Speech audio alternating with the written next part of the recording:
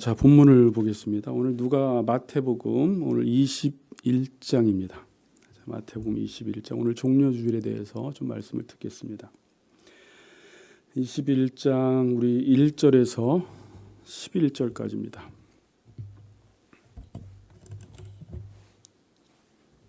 제가 봉독하겠습니다. 마태복음 21장 1절에서 11절. 그들이 예루살렘에 가까이 가서 감람산 벳바기에 이르렀을 때 예수께서 두 제자를 보내시며 이르시되 너희는 맞은편 마을로 가라. 그리하면 곧 매인 나귀와 나귀 새끼가 함께 있는 것을 보리니 풀어 내게로 끌고 오라. 만일 누가 무슨 말을 하거든 주가 쓰시겠다 하라. 그리하면 즉시 보내리라 하시니 이는 선지자를 통하여 하신 말씀을 이루려 하심이라. 일렀으되 시온 딸에게 이르기를 내 왕이 내게 임하나니 그는 겸손하여 나귀 곧 멍에 매는 짐승의 새끼를 탔도다 하라 하였느니라. 제자들이 가서 예수께서 명하신 대로 하여 나귀와 나귀 새끼를 끌고 와서 자기들의 겉옷을 그 위에 얹음에 예수께서 그 위에 타시니 무리의 대다수는 그들의 겉옷을 길에 펴고 다른 이들은 나뭇가지를 베어 길에 펴고 앞에서 가고 뒤에서 따르는 무리가 소리 높여 이르되 호산나 다윗의 자손이여 찬송하리로다. 주의 이름으로 오시는 이여 가장 높은 곳에서 호산나 하더라. 예수께서 예루살렘에 들어가시니 온 성이 소동하여 이르되 이는 누구냐 하거늘 우리가 이르되 갈릴리 나사렛에서 나온 선지자 예수라 하니라. 아멘.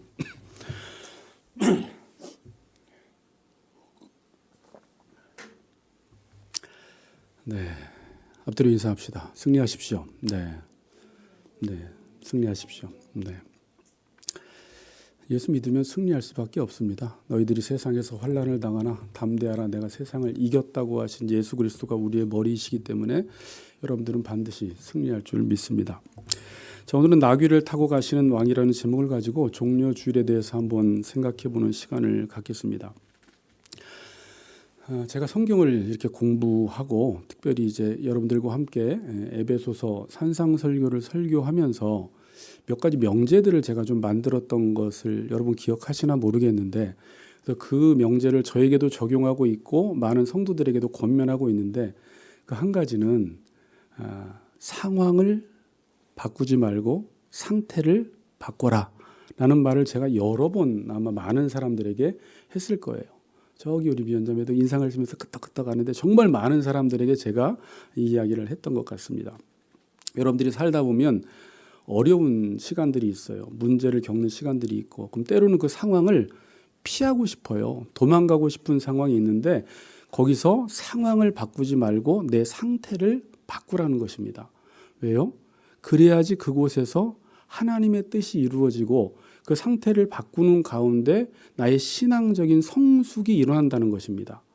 여러분 신앙적으로 성숙하지 못하는 사람들의 특징이 뭐냐면 무언가 조금만 어려우면 상황을 바꿔버려요. 조금 만나다가 힘들면 그 사람과의 만남을 끊어버립니다. 어떤 공동체에서 잘 적응을 하다가 어려움이 생기면 다른 데로 가버립니다. 그러니까 자꾸 상황과 환경을 바꿈으로 문제를 해결하려고 하는데 우리는 상태를 바꾸라는 거예요. 왜 그런 거였죠? 다는 아니지만 대부분 하나님이 그곳을 여러분들에게 허락하셨기 때문에 그곳에서 하나님이 어떤 목적이 있기 때문에 그래요. 이스라엘 백성들이 애굽에서 종로로 타다가 광야 생활을 했죠. 그 광야 생활하면 이스라엘 백성들은 어떻게 살아가야 돼요? 자신들이 광야에 맞춰서 살아가야 돼요. 하나님이 그 광야 생활을 통해서 이스라엘 백성들에게 의도하신 목적이 있단 말입니다. 그런데 자꾸 상황을 바꾸려고 하죠. 애굽으로 자꾸 돌아가려고 합니다. 가나안 땅에 들어가서도 마찬가지예요.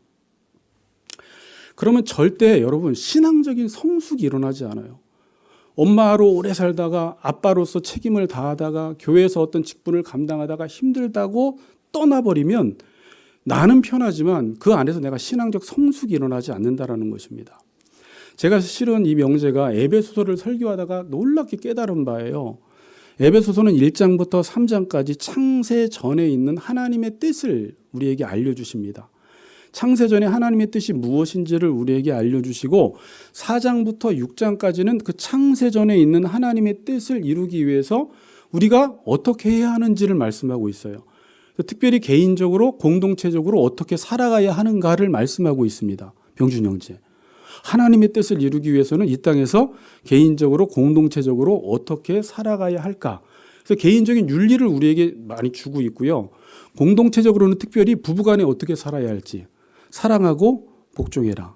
부모와 자녀 간에 자녀들은 부모에게 순종하고 부모는 자녀들을 노엽게 하지 말고 주의 교훈과 훈계로 양육하라고 말씀하고 있고요. 그다음에 종과 상전과의 관계, 여러분들이 직장 생활할 때는 무슨 일을 하든지 성실한 마음으로 죽게 하듯 하라는 거예요.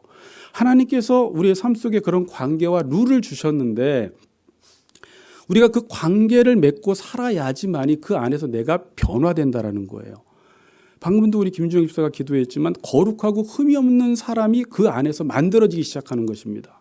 언제? 부부가 사랑하고 복종하는 가운데, 직장에서 성실한 마음으로 무슨 일을 하든지 주께 행하듯 일을 하는 가운데, 부모와 자녀와의도 그런 관계 속에서 그런 룰 속에서 살아갈 때 우리가 하나님의 형상을 닮아가는 것입니다. 그러니까 성경이 어디에 관심을 가지고 있는지를 여러분들이 한번 생각해 보셔야 돼요. 여러분, 산상설교가 우리가 오랫동안 설교했지만 제가 간단하게 요약을 하면 어떤 의를 행할 때, 의라는 것은 하나님의 일, 이 말씀을 지킬 때 외적인 의 가지고는 하나님의 나라에 들어갈 수 없다라는 거였어요. 그럼 예수님이 강조하는 건 뭐였죠? 내적인 의를 강조했습니다. 그 내적인 의가 뭐예요? 하나님의 통치를 받을 때 우리의 마음 상태를 바꾸라는 거였습니다. 그게 팔복이었잖아요. 하나님의 말씀이 들려질 때 우리의 마음 상태를 바꾸어라. 팔복. 그리할 때 내 내면이 변화된 내적인 마음 상태가 변화된 걸 가지고 내적인 의라고 하고, 그 내적인 의를 가지고 어떤 행동을 할 때 그게 외적인 의인데, 서기관과 바리새인의 의 가지고는 하나님 나라에 못 들어가고 우리의 마음 상태가 바뀐 그 의를 행할 때 그것이 천국에 들어갈 수 있다라고 주님께서는 우리에게 말씀하셨던 거예요. 자, 예수님이 이 땅에 왕으로 오셨습니다. 마태복음은 이제 예수님의 왕을 강조하고 있는데 구원자로 오셨어요. 이스라엘이 기대하던 메시아로 오셨습니다. 자, 그런데 예수님께서는 이 땅에 오셔서 어떻게 사셨어요? 그냥 쉽게 이야기하면 철저하게 하나님의 뜻을 따라 살아가셨습니다. 그러니까 하나님의 뜻 앞에서 계속 자신의 상태를 바꿔가신 것입니다. 여러분, 예수님은 그런 말도 하잖아요. 12영을 불러서 12사단을 불러서 예수님을 대적하는 자를 다 치실 수가 있었어요. 예수님은 고난 당하지 않을 수 있었어요. 그럴 만한 능력이 있었습니다. 근데 예수님은 철저히 그의 삶을 하나님의 말씀에 제한해서 사셨던 거예요. 그 절정이 뭐였습니까? 십자가였어요. 그러니까 예수님도 이렇게 기도해요. 하나님, 환경 바꿔주세요. 상황 바꿔주세요. 나 웬만하면 이 십자가 지는 거 앉을 수 있는 방법이 있다면 앉고 싶습니다. 그러나 나의 원대로 마옵시고 아버지의 원대로 되기를 원하나이다라는 게 뭐예요? 내가 지금 이 상황을 바꾸고 싶지만 하나님이 만일 나에게 십자가를 지라고 하면 내가 내 상태를 바꿔서 십자가를 지겠다라는 것이죠. 왜요? 예수님은 십자가 지고 돌아가시지만, 다음 주에 또 살아나시지만 그 일을 해야지만이 예수님을 통해서 하나님의 나라가 이루어지고 우리가 구원받기 때문에 그 하나님의 뜻을 이루기 위해서 상황과 환경을 바꾸신 것이 아니라 자신의 상태를 바꿨던 거예요. 근데 예수님의 일생은 전부 이렇게 사셨어요. 저번에도 한번 다뤘지만 하나님의 나라를 이루려고 할 때 사탄이 또 유혹을 하죠. 이렇게 또 해석을 해보세요. 예수님에게 너 하나님의 아들이야? 상황 바꿔. 네 상태 바꾸지 마. 십자가 지지 마. 그리고 너 안에 있는 그 권세와 힘을 다 사용해서 살아가. 이렇게 유혹할 때 다만 주를 섬기라고 하면서 하나님의 말씀으로 사탄을 쫓아내셨죠. 그러니까 예수님은요, 이 땅에 오셔서 모든 일을 행하실 수 있지만 모든 일을 행하시지 않고 자신이 가야 할 길만을 걸어가시고 자신이 해야 할 일만을 하셨던 거예요. 그래서 예수님은 아버지께서 내게 하라고 주신 일을 내가 이루어 아버지를 영화롭게 했다고 하죠. 이러한 삶을 가리켜 어떤 삶이라고 합니까? 사명이라고 이야기합니다. 사명. 그러니까 모든 걸 다 할 수 있지만 하나님이 예수님에게 하라고 하신 그 일을 자신의 상태를 바꿔가면서 그 일을 끝까지 이루시고 십자가를 지신 이후에 다 이루었다라는 것은 본인이 원하고 본인이 가고 싶은 길을 갔기 때문에 다 이룬 것이 아니라 하나님의 뜻 앞에서 자신의 상태를 바꿈으로 그 하나님의 뜻을 다 이루었다. 그리고 돌아가신 것입니다. 그분은 누가 뭐라고 하든지 말든지 사람들이 인정해 주든지 말든지 그분이 가야 할 길만을 가셨던 것입니다. 자, 오늘은 예수님이 십자가에 못 박히시는 순환을 앞두고 예루살렘에 입성하신 종료주일입니다. 종료주일이란 예수님이 입성하실 때 사람들이 어떻게 했어요? 오늘 본문에 보니까 호산나 호산나 외쳤고요. 가지를 들고, 요한복음에 보면 종려가지예요. 그 종려가지를 들고 예수님을 환영한 것에서 유래되어서 종료주일이라고 이름을 붙였습니다. 자, 근데 이 내용은 사복음서 모두에 기록되어 있습니다. 마태복음에도 기록되어 있는데, 자, 이 사복음서마다 여러분 강조점이 다 달라요. 예수님을 강조하는 강조점. 그리고 모든 사건도 배열하는 게 다릅니다. 왜냐하면 저자의 의도에 따라서 사건을 다르게 배열을 합니다. 자, 그럼 마태복음에서 예수님을 강조할 때 무엇을 강조하냐면 예수님의 왕되심을 강조합니다. 왕되심. 마가복음은요, 예수님의 종되심을 강조합니다. 종의 예수님을 강조해요. 누가복음은 인자라는 단어가 나오는데 사람의 아들로 등장을 하십니다. 요한복음은요, 예수님의 신성을 강조합니다. 마태복음은 뭐라고요? 예수님의 왕되심을 강조해요. 그래서 여러분들이 집에 가셔서 이게 사복음서가 예수님이 예루살렘 성에 입성하시는 내용이 다 나오는데 저자들마다 강조점이 달라서 내용이 조금씩 차이가 있고 어떤 저자는 어떤 부분을 강조하는데 어떤 저자는 그 부분을 빼버려요.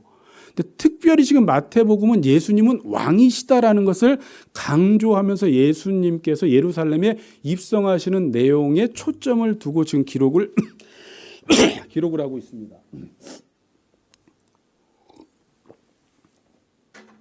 자, 예수님께서 예루살렘에 입성하시면서 바로 여러분들이 본문을 보시면 제자들에게 어떤 명령을 하세요. 제자들에게 무슨 명령을 하셨냐면 마을 건너편으로 가서 매인 나귀와 나귀 새끼를 풀어서 끌고 오라는 거예요.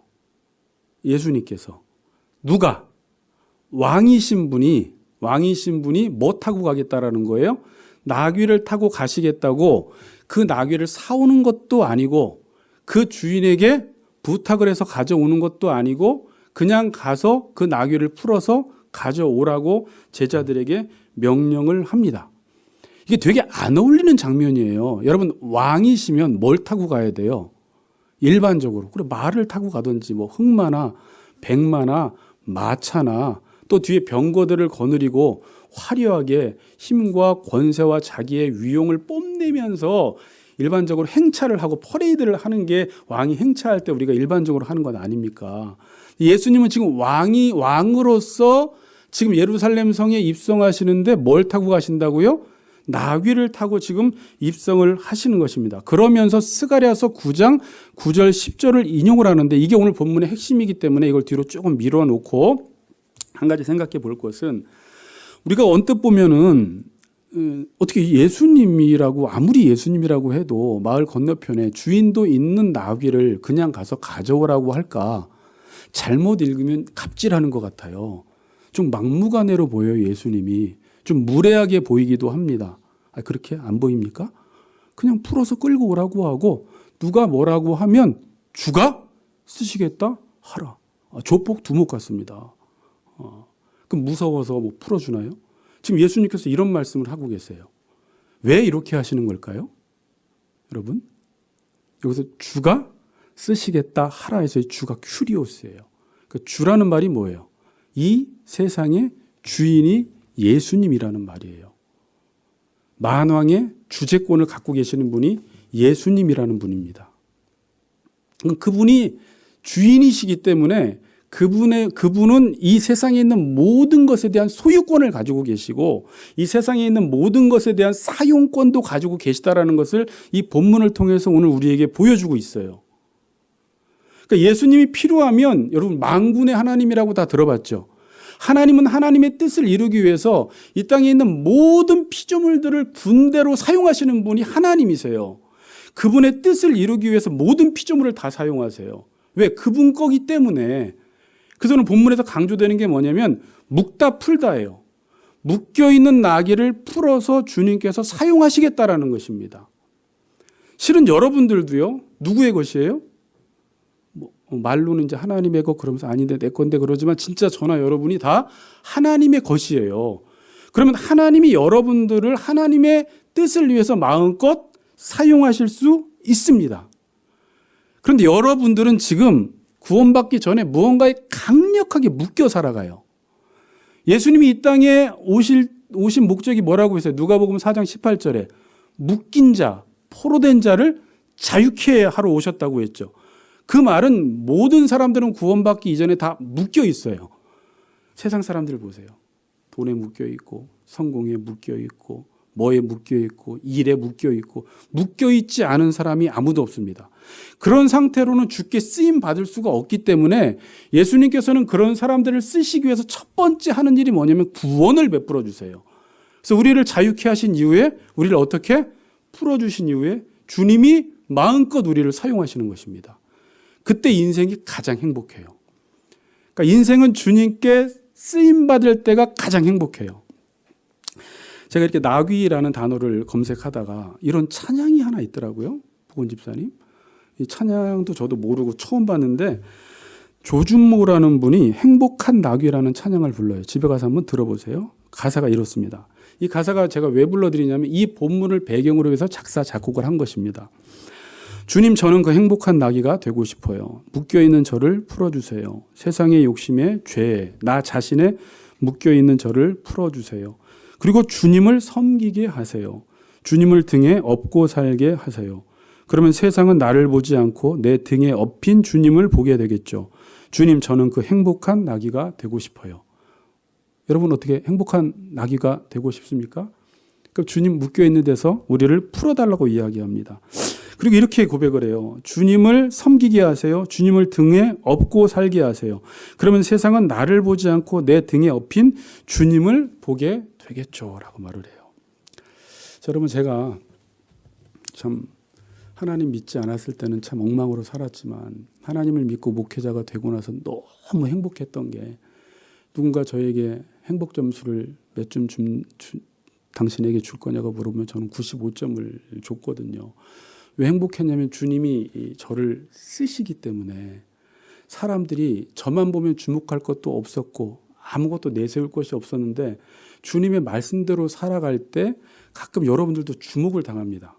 근데 여러분들이 잘나서 사람들이 여러분들을 주목하는 것이 아니라 내가 등에 예수님을 업고 있기 때문에 사람들이 예수님 때문에 나까지 동시에 같이 주목을 받는 거예요. 그런데 여러분 예수님이 등에서 내려버리면 나는 그냥 나귀에 불과해요. 여러분 인생에 욕심을 하나 가져야 돼요. 뭐예요? 내가 살아있는 동안 주님께 쓰임받는 종으로 살아가겠다라는 욕심을 내야 돼요. 그때 여러분의 인생은 가장 행복한 나귀가 될 것입니다. 이건 이렇게 말씀드리고, 자, 오늘 가장 중요한 것은 예수님이 왕이시고 이 세상의 주인이신 분이 왜 나귀를 타셨냐라는 게 이제 종료주일의 이제 핵심입니다. 이 나귀를 통해서 예수님이 누구신지를 지금 말씀하고 계십니다. 자, 물론 구약에서 예언된 말씀을 이루기 위해서 나귀를 타신 거예요. 여러분, 예수님은 구약에 수많은 예언들이 있는데 그 말씀을 이루시는 분입니다. 그럼 나귀 타신 것은 지금 어떤 구약의 말씀을 이루려고 나귀를 타신 거예요? 500년 전에 스가랴가 9장 9절에서 10절에서 예언된 그 말씀을 이루기 위해서 지금 나귀를 타신 것입니다.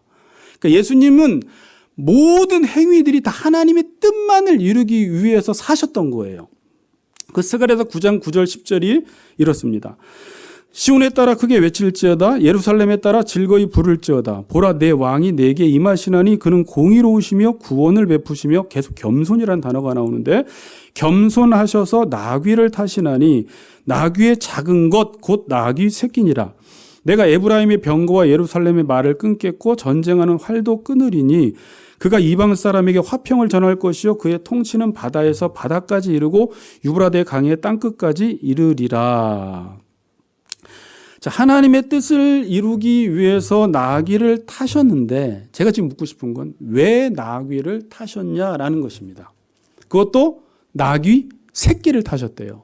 지금 마태복음과 여러분 다른 마가복음, 누가복음, 요한복음은요. 여러분들이 비교를 해보시면 이건 뒤에 설명드리는데 다르게 설명을 하고 있어요. 여기는 메인 나귀와 나귀 새끼가 나오고요. 그러니까 나귀가 2마리가 나오고요.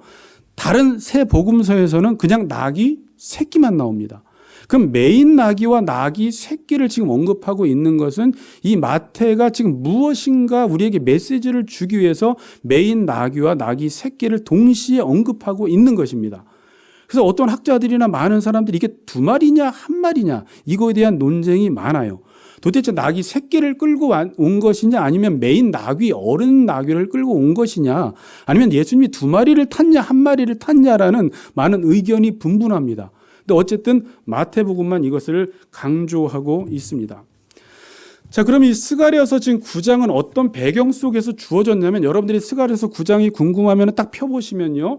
9장 1절부터 어떤 내용이 나오냐면 그 당시에 유대 나라는 작은 나라입니다. 지금 우리나라처럼. 우리나라가 지금 열방에게 둘러싸여 있잖아요. 우리나라도 마찬가지로 그때 유대 땅도 열국에게 둘러싸여 있었어요. 그래서 유대 나라를 먹으려고 얼마나 많은 민족들이 침범을 했는지를 몰라요. 근데 거기에 나오는 나라들이 다메섹, 두로, 시돈, 아스글론, 아스돗 이게 다 블레셋이거든요. 블레셋, 에그론. 그 당시에 많은 나라들이 유대를 침략하기 위해서 공격을 할 때 그러한 상황 속에서 지금 9장 9절 10절을 스가랴가 지금 유대 백성들에게 선포하고 있는 것입니다. 근데 그 내용이 뭐예요?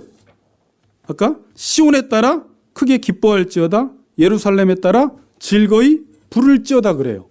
여러분 많은 열방과 열국들이 지금 유대 나라를 침범하고 공격하고 침략하는 그 상황 속에서 스가랴가 유대 민족들에게 시온에 따라 기뻐할지어다 예루살렘에 따라 즐거이 부르래요. 이게 말이 되는 거예요? 지금 누군가가 나를 죽이려고 하는데 내가 즐거이 노래 부를 수 있고 기뻐할 수 있겠습니까? 그 이유를 대는 겁니다. 지금 스가랴가. 보라 내 왕이 내게 임하시나니 여기까지는 좋아요. 앞으로 이 열국들로부터 우리를 건져내고 구원시켜주고 해방할 왕이 임하는구나라는 걸 알았는데 그 왕이 어떤 왕이냐라고 했을 때 어떤 큰 힘과 권세와 무기와 군대를 동원해서 오는 왕이 아니라 공의로우시며 구원을 베푸시며 오케이 거기까지 좋아요. 근데 여기서 겸손하셔서 나귀를 타시나니 그것도 나귀 새끼 곧 나귀 새끼를 타고 등장하신다라는 거예요. 전혀 안 어울리는 말을 지금 하고 있는 것입니다. 왕이 뭘 타고 와요? 나귀 새끼를. 제가 그림을 보여주려다 말았는데 여러분 나귀도 원래 작습니다. 원래 작은 데다가 나귀를 타면 발이 달랑말랑해요. 나귀 새끼는 타면 발이 다요. 그럼 우리가 나귀를 타고 가는 게 아니라 우리가 나귀를 끌고 가야 될 수가 있어요. 내가 들고. 예전에 우리가 애들 말 탈 때 그렇게 탔잖아요. 근데 예수님이 그 나귀 새끼를 타고 지금 예루살렘 성을 입성하신다라는 것입니다. 왜? 본문은 그냥 한마디로 겸손하시기 때문에 그래요. 그럼 겸손하면 나귀 타야 되는 건가? 겸손하면 경차 타야 되는 건가? 나귀 타도 교만할 수 있고 경차 타도 교만할 수 있습니다. 자, 여러분, 그럼 겸손이라는 단어를 제가 몇 번 설명을 드렸고 온유라는 단어와 맞물려 있는 단어인데 이 겸손이라는 단어가 어떤 단어예요? 그래서 제가 찾아봤는데 어떤 영어 성경에서는 이 겸손이라는 걸 험블이라고 겸손이라는 단어를 쓰지 않고 젠틀이라는 온유라는 단어를 썼어요. 그럼 겸손과 온유는 뒤에 또 한 번 설명드리겠지만 이 온유라는 것은 뭐냐면 완전한 제어예요. 완전히 제어당하는 것. 그러니까 완전한 순종이 온유입니다. 그래서 제가 예전에 산상설교를 설교할 때 온유한 자가 복이 있나니 땅을 기업으로 받는다라고 할 때 그때 온유는 하나님이 어떤 말씀을 주시면 그 말씀 앞에 완전히 제어당해서 그때 제가 개로 설명을 했죠. 하나님이 해 그러면 하고 하지 마라 그러면 하지 않는 상태. 그러니까 하나님의 말씀에 온전히 제어당하는 그 상태가 온유라는 단어입니다. 그러니까 여러분들이 지금 하나님의 이렇게 말씀을 듣기 전에는요, 여러분이 나귀처럼 본성대로 삽니다. 본성대로 살다가 하나님의 말씀이 들어오면 그 말씀이 내 안에서 제어장치 기능을 해버려요. 그 말씀이 나의 본성을 이렇게 눌러버려요. 그러면서 어떤 동력장치가 하나가 발동이 되면서 성령의 능력으로 하나님의 말씀을 행할 수 있는 힘이 생겨요. 이게 우리 내면 안에서 일어나는 현상이에요. 지금 말씀을 듣기 전에는 여러분들의 욕망과 본성대로 살다가 하나님의 말씀이 들어오면 나의 본성이 제어를 당해서 그 하나님의 말씀대로 살아갈 수 있는 힘이 생기게 되는데, 그래서 온유한 자는 뭐냐면 예수님이 온유했고 모세가 온유했다고 하는데, 온유는 힘도 있고 능력도 있고 모든 걸 다 할 수 있고 자기가 가고 싶은 곳을 능력이 있어서 다 갈 수 있음에도 불구하고 하나님이 가 그러면 가고 하지 마 그러면 하지 않는 상태, 완전히 제어당하는 상태가 온유의 상태입니다. 자, 그러면 이 온유와 겸손이 어떻게 맞물려 있냐면, 겸손은 성품의 문제가 아니라 위치의 문제예요. 아셨죠? 위치가 뭐예요? 하나님의 통치를 받고 있는 그 자리가 겸손의 자리예요. 하나님의 말씀을 듣고 있는 그 자리가 겸손의 자리예요. 그래서 그분의 뜻을 행하는 사람, 겸손한 사람이에요. 교만한 사람은 하나님의 통치를 받지 않고 자기가 하나님의 자리에 있는 사람이 교만한 사람이에요. 그래서 자기가 자기 인생을 스스로 제어하는 사람, 내 선악 판단을 가지고 사는 사람. 하나님은 겸손한 자에게 은혜를 주시는데 교만한 자는 물리치신다라고 이야기했죠. 자, 그러면 겸손하면 온유해지는 것입니다. 내가 하나님의 말씀의 통치를 받는 자리에 있으면 이 사람은 완전한 말씀의 제어를 당하기 때문에 성품이 어떻게 돼요? 온유해지는 거예요. 여러분, 예수 믿고 저도 경험했고 여러분들도 경험했겠지만 한 가지 특징은 뭐냐면, 저도 제가 하고 싶은 걸 지금도 다 할 수가 있어요. 우리 아들 둘이 보지만 저도 나가서 뭐 술 마실 수 있고 나가서 당구 칠 수 있고 나가서 놀 수 있고, 왜? 팔다리 멀쩡하기 때문에 뭐 그 정도 돈은 우리 아내가 줘요. 놀 수 있어요. 있는데 불편해요. 안 하는 거예요. 왜 안 하냐? 하나님의 말씀이 들어오면 제어가 당해져요. 그래서 하고 싶은데 하기 싫어요. 가끔은 해요. 아니, 뭐 그걸 다 한다는 게 아니라 해도 불편해요. 아, 내가 지금 하나님의 말씀에 제어를 당하고 있구나. 그리고 하나님이 내게 하라고 하신 그 일을 하기 싫은데 한번 해보면 이게 훨씬 더 좋은 거예요. 이게 훨씬 더 기쁘고 이게 내 자리구나라는 걸 거기서 알 수가 있어요. 그러니까 여러분들도 지금 하나님의 말씀이 들어가면 제어당합니다. 제어당하시기 바랍니다. 제어당하는 동시에 성령이 역사해서 하나님의 말씀을 이룰 수 있도록 해주십니다. 그래서 여러분, 한 사람이 철저히 하나님께 제어당하면, 순종하면 그 한 사람을 통해서 하나님이 일하시기 때문에 그 사람을 이길 수가 없어요. 그 나라를 이길 수가 없습니다. 여러분, 예수님을 로마 군대가 아무리 모든 군대를 동원해도 예수님 못 이겨요. 못 이기는 이유가 뭐예요? 하나님이 통치하시기 때문에, 하나님이 그를 제어하시기 때문에, 하나님이 예수님 안에서 일하시기 때문에, 아버지께서 일하시니 나도 일한다 해서 예수님 안에서 일하시기 때문에 그 누구도 그 영광과 권세 앞에 건들 수가 없는 거예요. 그래서 여러분들이 하나님께 제어당하는 삶을 살고 하나님의 통치를 받으면 여러분 누가 공격 못합니다. 그 공동체 이기지 못합니다. 그래서 하나님의 나라는 하나님이 우리의 백그라운드에 계시기 때문에, 그분이 우리의 아버지가 되시기 때문에 그 어떤 세력도 우리를 이길 수가 없는 것입니다. 자, 스가랴서 9장 10절에 보면 이런 말씀이 또 있습니다. 내가 에브라임의 병거와 예루살렘의 뭐를 끊어요? 말을 끊겠고 전쟁하는 활도 끊으리니 그가 이방 사람에게 화평을 전할 것이요 그의 통치는 바다에서 바다까지 이르고 유브라데 강에서 땅끝까지 이르리라. 자, 지금 말과 나귀가 대비되어서 사용하고 있습니다. 그러니까 나귀를 겸손하시니까 나귀를 타고 가셨죠. 근데 지금 스가랴서에서는 이 말을 끊어버리겠다라고 합니다. 자, 그럼 나귀, 겸손은 지금 뭘 아까 이야기했어요? 온유라고 했죠. 그러니까 제어당하는 상태예요. 그럼 말을 타고 다닌다는 것은 뭘까요? 성경에서 말이 나쁜 건 아니에요. 여러분, 몽골 가서 말 타지 말라는 말이 아니에요. 말이 나쁘다는 건 뭐예요? 내가 내 인생을 스스로 제어해 보겠다라는 거예요.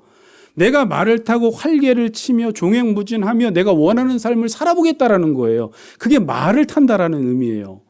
그래서 예수님이 그런 방식으로는 평화가 오지 않는다라는 것입니다. 예수님은 말과 활을 통해서 전쟁을 하지 않겠다라는 거예요.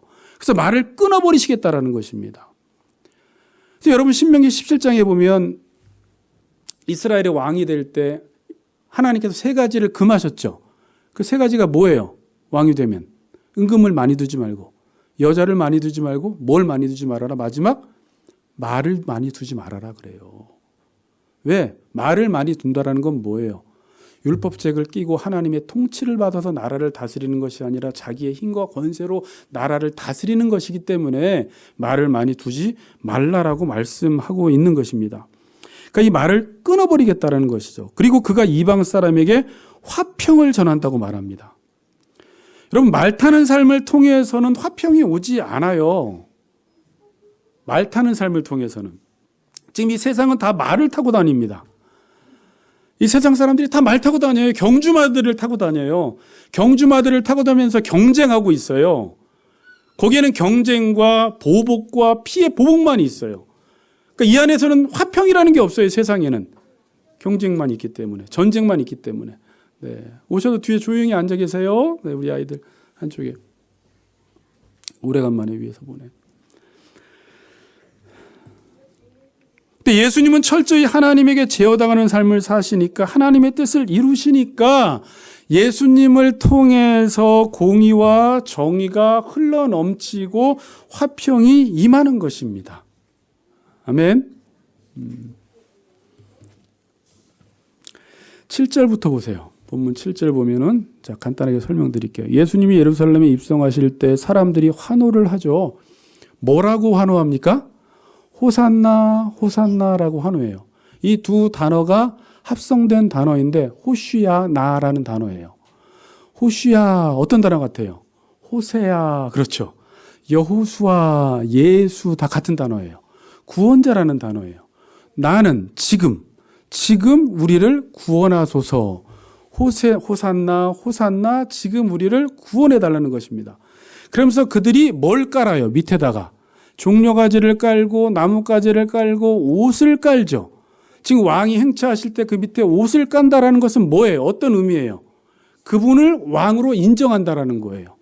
열왕기하 9장 13절에 보면 아합이 왕으로 등극할 때 그들이 아합 밑에 옷을 깔아버립니다. 그러니까 이들의 지금 행위는 어떤 걸 지금 상징하고 있어요? 예수님은 왕이시고 예수님은 지금 우리를 구원할 자이시라는 거예요. 그러면서 여기는 그냥 가지라고 나와 있지만 요한복음에는 이 가지가 어떤 가지인지가 나와 있는데 종려가지라고 나와 있습니다. 그럼 유대인들에게 종려가지는 무엇을 상징할까요? 승리를 상징합니다. 독립을 상징해요. 자, 그래서 유대 역사를 보면 계속 로마의 지배 아래 있다가 66년도에 유대인들이 반란을 일으켜요. 그래서 잠깐 68년도부터 70년까지 유대가 잠깐 독립한 시기가 있었습니다. 그때 주화를 만들었는데 그 주화 안에 무엇을 새겼을까요? 종려가지를 새겼어요. 그러니까 우리가 독립했다는 거죠. 근데 물론 70년도에 디도 장군에 의해서 다시 예루살렘 성이 멸망당합니다. 2년 동안 잠깐 독립했던 시기가 있었는데 그때 주화가 종려가지가 새겨져 있었어요. 그러니까 이들이 지금 호산나 호산나 부르면서 옷을 깔고 지금 종려가지를 흔드는 것은 뭐예요? 왕이신 예수님 지금 우리를 구원하여 주시고 우리를 독립시켜 주시옵소서 그래요. 그렇게 열광한 거예요. 그런데 5일 후에, 소연아, 5일 후에 이런 사람들이 예수님을 그렇게 열광하던 사람들이 5일 후에는 뭐라고 하는 줄 아세요? 예수님을 십자가에 못 박으소서 그래요. 왜요? 자기들이 기대했던 메시아가 아니었기 때문이에요. 그래서 바로 못 박으라고 외칩니다. 여러분, 우리는 그렇지 않나요? 많은 성도들이 주여 나를 구원하여 주시옵소서. 주여 나의 문제를 해결하여 주시옵소서. 예수님은 왕이십니다. 예수님은 주님이십니다라고 외치며 기도하다가 기도했는데 자기의 소원을 이루어주지 않고 내가 원하는 것들을 이루어주지 않으면 당장 예수님을 십자가에 못 박는 것이 우리라는 거예요. 이렇게 구원을 너무 폭좁게 우리가 생각을 하고 있는 거예요. 자, 이제 마귀 두 마리가 아니라 나귀 두 마리. 이걸로 이제 제가 이제 오늘 본문을 마치려고 하는데, 자, 아까 마태복음을 제외한 마가, 누가, 요한복음은 그냥 나귀 새끼 한 마리만 나오지만 마태복음만 메인 나귀와 나귀 새끼를 풀어오라고 이야기하는데 저도 이 부분을 풀려고 이 자료, 저 자료를 찾아보다가 찾았습니다. 왜 그럴까요? 그래서 많은 사람들이 두 마리냐 한 마리냐 그러는데 왜 마태복음만 메인 나귀와 나귀 새끼를 끌어오라고 합니까? 그리고 예수님은 도대체 어떤 나귀를 타신 겁니까? 자, 마태복음 11장 봅시다. 제가 아까 처음 예배를 시작할 때 읽어드렸던 본문인데 28절 30절 수고하고 무거운 짐진 자들아 다 내게로 오라 내가 너희를 쉬게 하리라. 보세요. 나는 마음이 이제 온유하고 겸손하니 나의 뭐를 메고 멍에를 메고 내게 배우라. 그리하면 너희 마음이 쉼을 얻으리니 이는 내 멍에는 쉽고 내 짐은 가벼움이라 그러죠. 그 멍에 매는 나귀가 여기서 누구를 상징하는 거예요? 예수님을 상징하는 거예요. 그리고 예수님께서는 지금 뭐라고 우리에게 초청하시냐면 수고하고 무거운 짐진 자들아 다 내게로 오라 내가 너희를 쉬게 하리라 나의 멍에를 메고 내게 배우라고 이야기를 합니다. 그럼 예수님이 지셨던 멍에가 뭡니까? 아까 서론에서 설명드렸던 하나님께서 자신에게 하라고 하신 그 일, 그 사명을 감당했죠. 우리는 보통 그 멍에를 메면 내 자유도 없어지고 내 삶이 힘들어질 것이라고 생각을 하죠. 근데 예수님은 오히려 그 멍에를 메는 것이 쉼을 얻는다라고 말씀하세요. 그러니까 사람들이 예수 믿고 희한한 게 뭐냐면 그냥 하나님이 내게 하라고 주신 일을 내가 이루고 이 교회 안에서 봉사하고 많은 사람들을 섬기면 쉼이 없을 것 같은데 오히려 그게 하나님의 뜻이라면 그 일을 했을 때 오히려 내 삶에 쉼이 있다는 거예요. 안식이 있다는 거예요. 내가 집에서 오늘 그냥 하루 종일 드러누워 자고 TV만 보면 안식하는 것이 아니라 인간은 자신이 해야 할 그 사명을 감당할 때 진정한 쉼이 있다는 거예요. 그래서 예수님이 이렇게 말씀하세요. 내 멍에를 메고 내게 배우라 그래요. 근데 우리는 거꾸로 생각합니다. 이 멍에를 메면 나는 무거울 것이라고 생각하고 멍에를 메지 않으면 내 삶이 자유로울 것이라고 생각을 해요.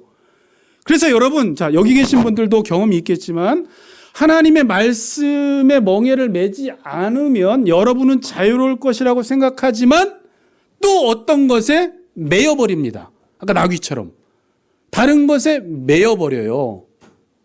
그러면 그 인생이 어떻게 되냐면 수고하고 무거운 짐을 지게 되는 것입니다. 인생의 비밀이 하나님의 말씀에 매이면 자유가 오는데 다른 것에 매이면 수고하고 무거운 짐 종이 돼버린다라는 거예요. 놀라운 역설적 진리입니다. 경험해 보셨습니까? 목사님 맞는 것 같아요. 힘들어도 하나님이 기도하라고 하고 누구 섬기라면 섬기고 하나님 말씀대로 섬겼더니 왜 내 마음속에 이런 기쁨이 있는지 나도 모르겠어요. 그게 힘들 줄 알았는데 그게 진짜 쉼이 많네요. 그리고 그 하나님의 명령을 거스르고 내가 하고 싶은 일을 하면 좋을 것 같았는데 당장은 좋은데 내가 그거에 매여버리네요. 그래서 이 사람들의 특징이 뭐예요? 하나님의 일을 하라고 하면 이것 때문에 못해요. 저것 때문에 못해요. 얼마나 많은 거에 매여 있는지 몰라요. 너무나 많은 거에 매여 있다가 한 번도 제대로 주의를 하지도 못하다가 하나님 앞에 가요.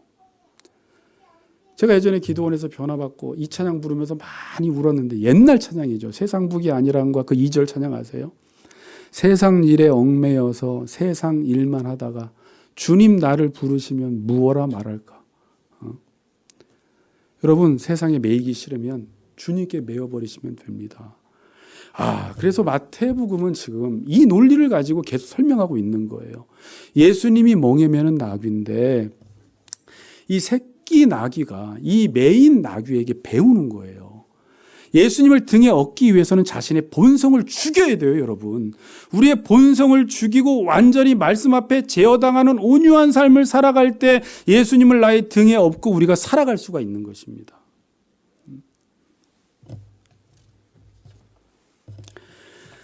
이게 결론일 줄 알았는데 결론을 맺겠습니다. 마가복음을 보면요, 여러분.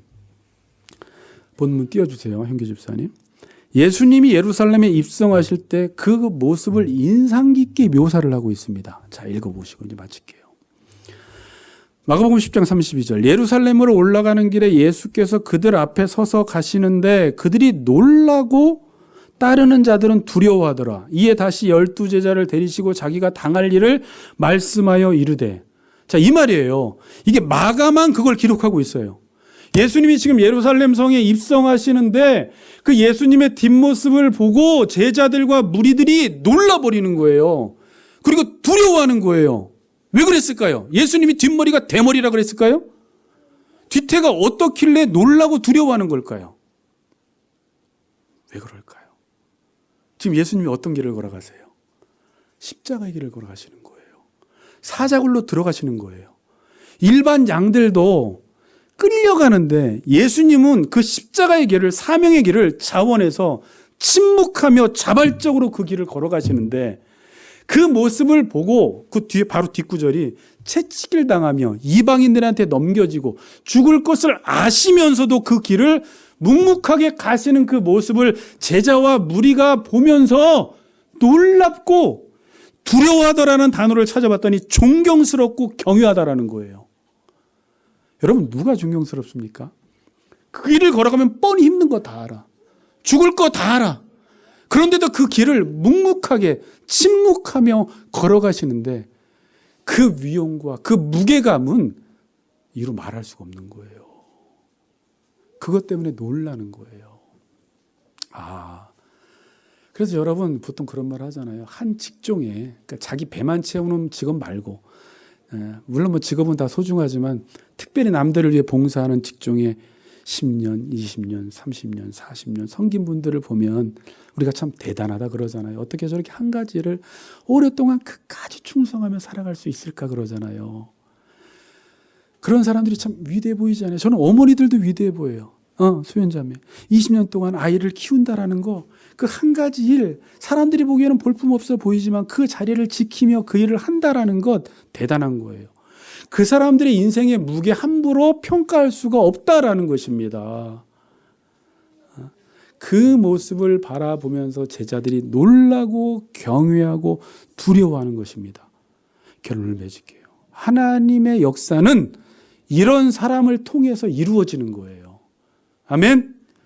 그냥 자기 취미 생활로 교회 왔다 갔다 하는 사람 말고, 자기 기분에 따라 신앙생활하는 사람 말고, 하나님이 맡겨주신 그 일이 작아 보일지라도 그 사명에 충성하는 것, 그 일을 감당할 때 힘들고 어렵고 때로는 외로울지라도, 사람들로부터 침뱉음을 당하고 고난을 당하고 때로는 죽음의 길이라 할지라도 그 길을 걸어가는 사람을 통해서 어떤 일이 일어난다고요? 하나님의 역사가 이루어진다라는 것입니다. 겸손하여서 하나님이 여러분들에게 맡겨주신 사명에 충성하시는 우리 모든 성도님들 되시기를 주의 이름으로 축복합니다. 아멘.